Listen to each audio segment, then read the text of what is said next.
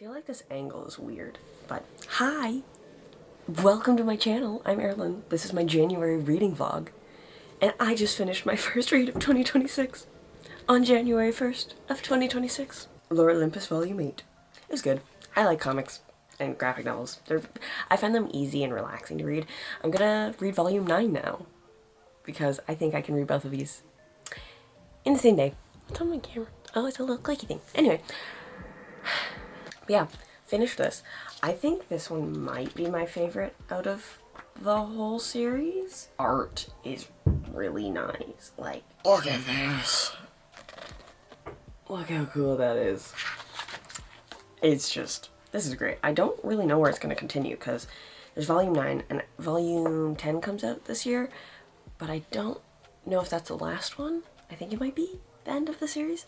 I'm not really sure how it progresses, so I'm gonna put this back on my shelf. I guess I need to write my little review first on Storygram. I am so confused. I have no idea how I'm formatting this video. All I know is I'm reading both of these today because that's what I want to do. And yeah, I'm still debating on my rating for it though. I'm not too sure how I'm wanting it to be rated. But yeah, I'm not sure how I want to format this video so far. But I can't believe I've already read, oh no, I've already read one book. So easy. So nice. I love this.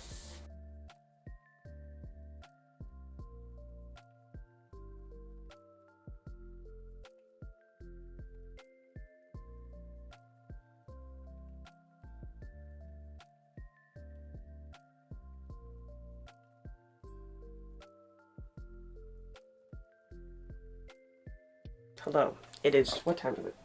It's almost 8 o'clock. I finished Volume 9. 2 books down. I'm gonna do my reading journal now. Don't know if I'm gonna vlog it. I'm still not sure how formatting's gonna go. It is only the first. So, but I like this one. I enjoy this depiction of Hades a lot. The only other like Hades and Persephone retelling I read is A Touch of Darkness, which that was still good, but I find like this Hades is goofy and passionate without being like aggressive. I don't know, I feel like in that retelling, in like A Touch of Darkness, he was just so sexy man, and this one's like, I'll be gentle with you, and that's passion. And I really like that. I'm gonna do my little reading journal spreads and see. I gave both of these 5 stars, so off to a great start. But yeah, I'm gonna get this back on the shelf. I'm also just gonna end up probably grabbing my next read, which is gonna be The Only Purple House in Town, which I'm gonna start that tomorrow though, and I'll talk more about that tomorrow when I actually start reading it. So I'm literally only 2 chapters into this book because yesterday I finished draft 3 of my book. So I technically read. Not in a way that I can share with you guys, because spoilers, because it's the final book in the fantasy series. That'd be a lot to spoil. It's basically spoiling the whole plot if I were to talk about it, but this one, I'm enjoying it. Not what I expected. I didn't read that anywhere on the back of this book, but it happens in the first chapter. So, main girl Iris is a vampire, but like not the blood kind, with emotions instead. And then our main guy, I think it's Eli. I keep wanting to call him Ellie, but I think it's Eli. He can turn into a hawk. I'm assuming that's him on the cover right there. But yeah, so that's cool. He's a bit of a stalker. But I'm liking it. I'm excited to see the dynamics and the vibes that occur.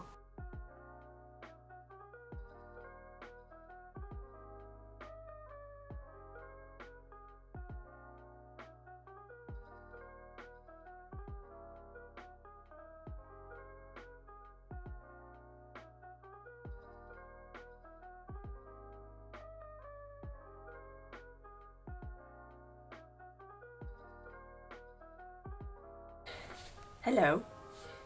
It's like 9:30 at night, and I've had a wonderful day. I did it. My book's over there. I'm getting through The Only Purple House in Town, and I'm enjoying it, but I will talk more about it tomorrow because I think I'm going to finish it then. But I went to the bookstore.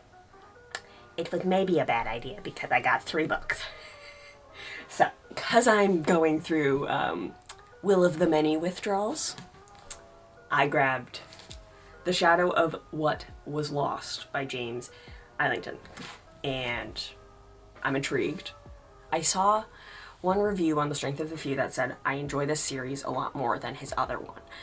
But I'm like, this one, I still sound very intrigued by it, and I think it's going to be really good. It is a chunky boy.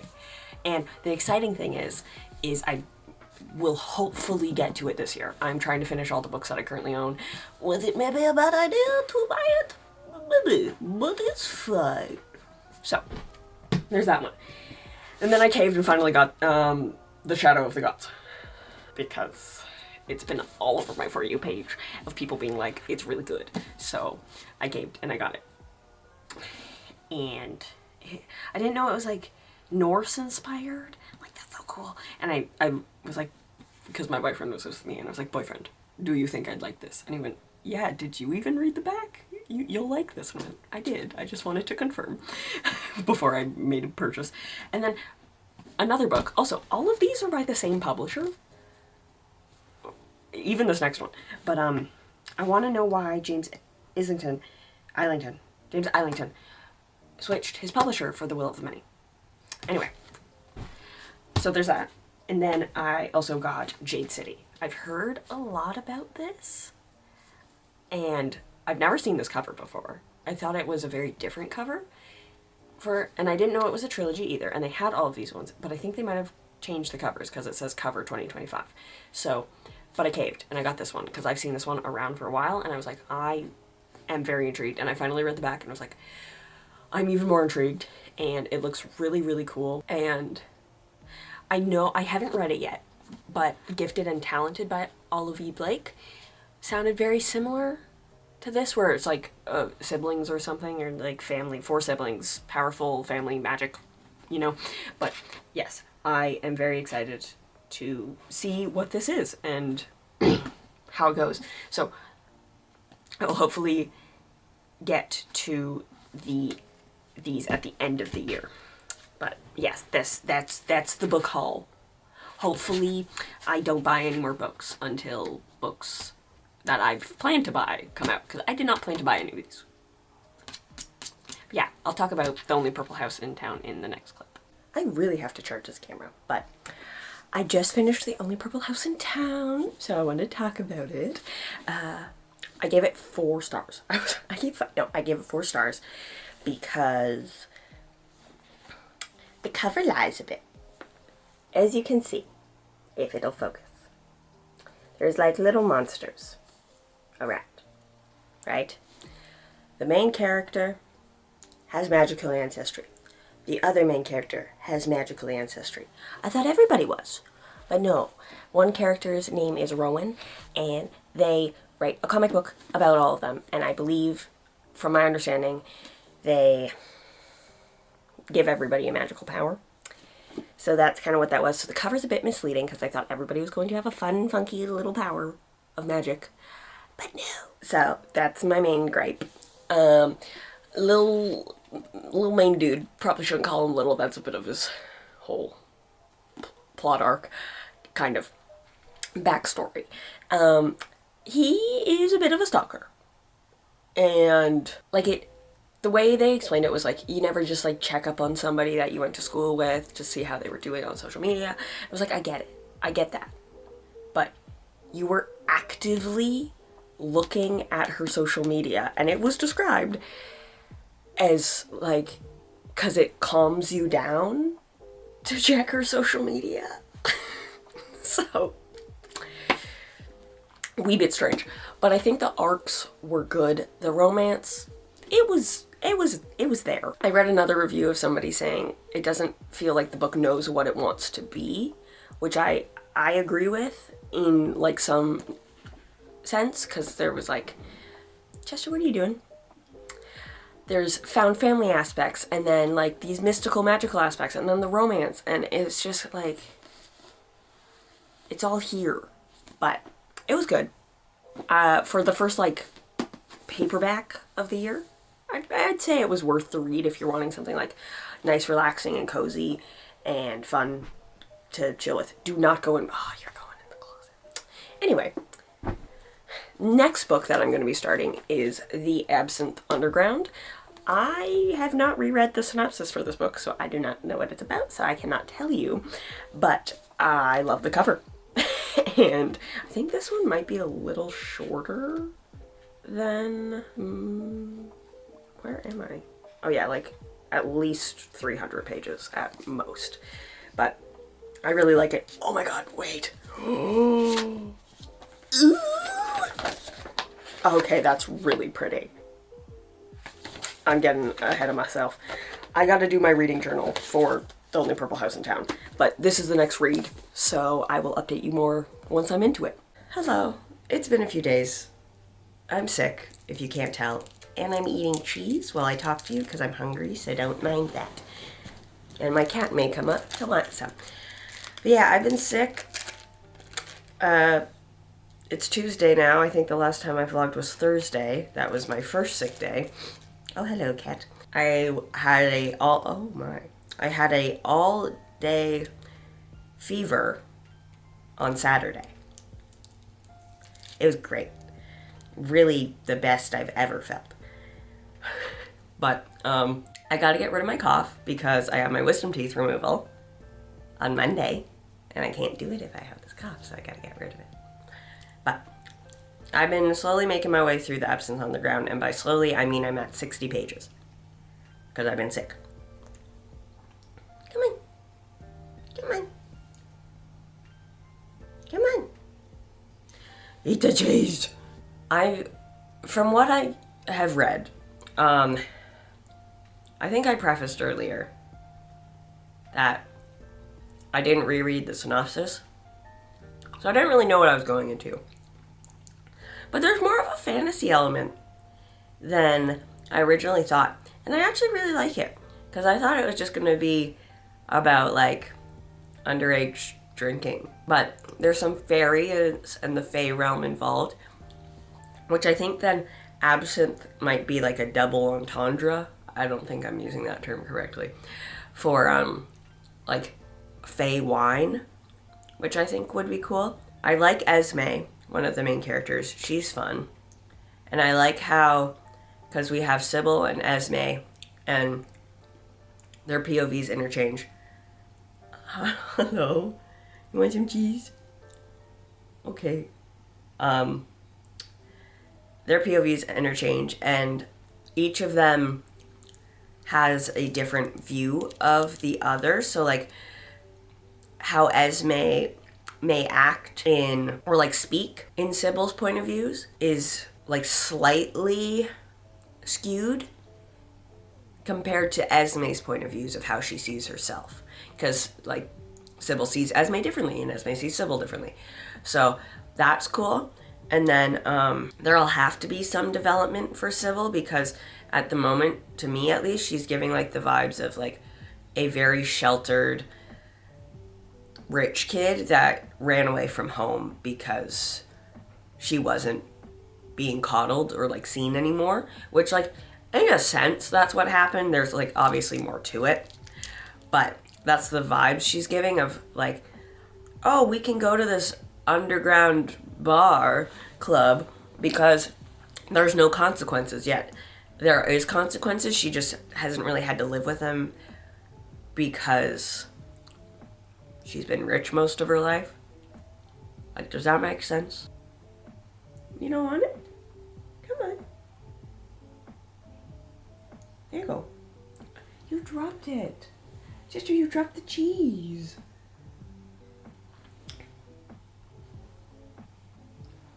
Jeez. There you go. This dude. Anyway, yeah, so I've been sick. Little bummed because I'm behind on my reading. But hey, I want my wisdom teeth taken out. So I gotta heal to do that. There's probably nobody in history that's ever been like, I want to not be sick so I can get my wisdom teeth taken out. This is probably the first day that I've felt like good. Like the longest I have sat up is today, because it's almost 2 o'clock and I'm not laying down again. Right? It's almost 2 o'clock. What time is it? Yeah, it's almost 2 o'clock. It's 1:40.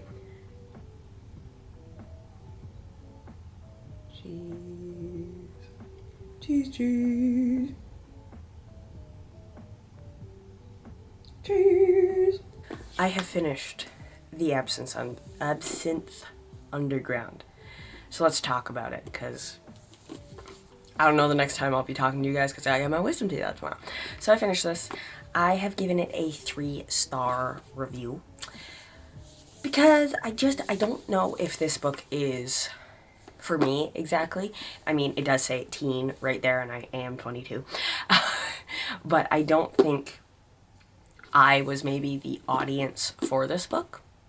And that's okay. I can't be the audience for every book. I'm wishing there was more, because the author set up perfectly that Sybil's background of being rich and kind of like pretending to be poor. I put pretending because like technically she was, because she ran away from home. But that seemed like it was going to be a big focal point of the story, and a big, like, I could have at least imagined a big tension-filled moment between Esme and Sybil, as Esme is finding out that her best friend has lied to her about having access to money if she needed it. And that just didn't happen.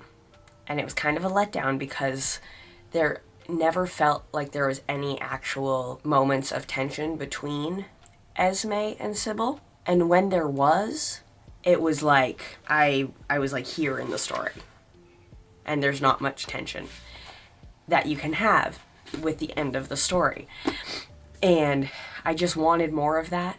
The love story, it was cute, but I think it would have been elevated if the two characters actually had all of these meaningful moments throughout the story, which I don't think they did. I just wanted more, I guess, of something, like more oomph to who these people are, and it just didn't happen. And it also feels like the story didn't really know what it wanted to be, with like the time period it was set in, mixed with like the Fae realm. It seemed very confused at times, because even when we did get to the Fae realm, I wasn't really sure where the story was going, because they had these obstacles at times, but it seemed like the obstacle was just there for the sake of having an obstacle, because it was relatively easy for them to get from point A to point B. This thing just had to happen, if that makes sense. And like, there's some stories where it's like, yeah, things have to happen for the plot to move forward, but this one just felt like it was like, it has to happen, because these characters could have easily done their stuff. I don't know. It was still good, but 3 stars. So, yeah. My next read will be the Blackberry Fox. Well, just Blackberry Fox. I was hoping to also finish and read The Cherished this month, but I don't think I'm going to get to it, so that might be next month's vlog. We will see how I feel based on tomorrow and my teeth. Hello. It has been a little bit. I don't like this angle. The lighting is weird. Maybe, wait. The cam. Does that help? A little bit. Okay. It's been a few days because I got my wisdom teeth out. I'm still a little puffy. Way better than I was. I will embarrass myself here and show a photo, because to be fair, it is kind of funny. Puffed. That was me on Tuesday. I got them taken out on Monday. It is now Saturday. Update. I have barely gone through the Blackberry Fox. Well, just Blackberry Fox. I'm still having trouble talking, by the way, so don't mind that. Blackberry Fox. Barely gone through it. I am 32 pages in, I think. I'm really, really liking it so far. I'm gonna read more tonight. Got busy with work, because I haven't been in a while, because I got sick and then wisdom teeth. You know the history of it if you've watched this whole video. but it's really good. I'm gonna edit this video on Tuesday. I'm hoping to be able to finish it, maybe. There might be a snow day tomorrow, but I still kind of have to work tomorrow as well. And I'll figure it out. But if I don't finish it in this month's reading vlog, I will absolutely mention it in next month's reading vlog, because I'm doing one every single month for this year at least, until if I make sure I like it. Anyway, I got more books. I got 4 more books because I went to the bookstore to get one book, which I don't really want to mention it yet because I want to do a bit of a video on it, I think. That's like separate reading vlog style. But they didn't have it. And then my mom left me alone. So I got 4 books. So I'll just quickly talk about them. This one is really short. It's called Cinder House. And it's basically a Cinderella retelling where she is haunting her house because she died. And she makes like bargain with a fairy for 3 nights to live among the living, and I'm very excited. It's only like 136 pages, so it's really short. I might read it next month even, because it's like so thin. Then I got The Spies of Heart Lake Hall, which I didn't plan on getting this one either, but it caught my eye because look at this. Look how pretty this cover is. Like, are you kidding me? That's gorgeous. And basically, it's kind of like Clue to me. It's set in London in 1917. There's been a man's body has been found. Agent Patrick Gallagher is brought in to investigate. He invites everybody to their house. The war is going on in Europe, so many guests have hidden secrets. More bodies are turning up. It's crazy. Well, I don't know if it's crazy, but it seems crazy. So I'm very, very excited to read this one. Oh, it's very stiff. Hopefully this year. And then I have The Isle in the Silver Sea. And I think I had picked this one up previously, but I wasn't clicking. And then I reread the synopsis and I was like, this would be great.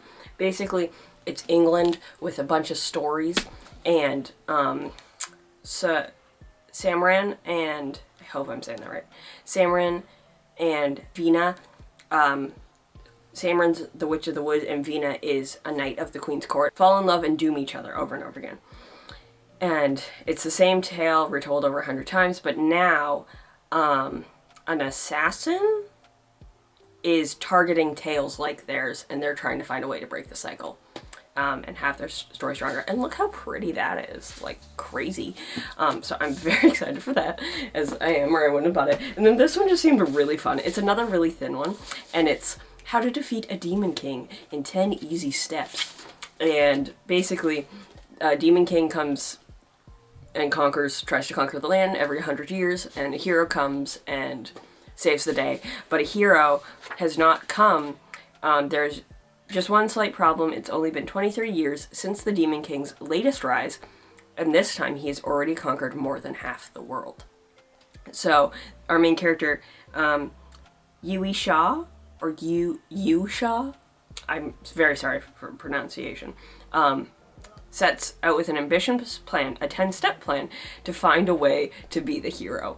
And like the inside is so cool. Like, look at that. And I was like, this would be such a fun read. It's also a very short one. It's only 230 pages, but it seems so fun. I was like, yes, please. I want to read this. And like the edges are bright green.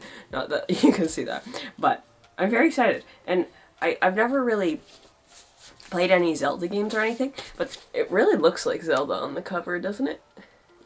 Anyway, those are the books. I'm gonna read more of Blackberry Fox, and I will hopefully update you all soon. Yeah. Hello. It is a few days later. Face is better, don't you think? I am basically 50% through. Not going to be able to finish this book in this video. I may finish it in this month, but I will let you know my final thoughts in February's reading vlog, so you'll have to watch that one. But 50% through, I'm really liking it. It's really, really engaging story. I'm not sure what happened. Something weird happened with my camera. I hope it's okay. I don't know if what I said got cut off, but I was talking about how the fairies and like creatures in this book shapeshift, and it's really cool. And it's a cool take on fairy. But yeah, I'm stressed about my camera now, but I hope you liked this video, and I will see you all in my next one. Subscribe, and yeah, I'm stressed.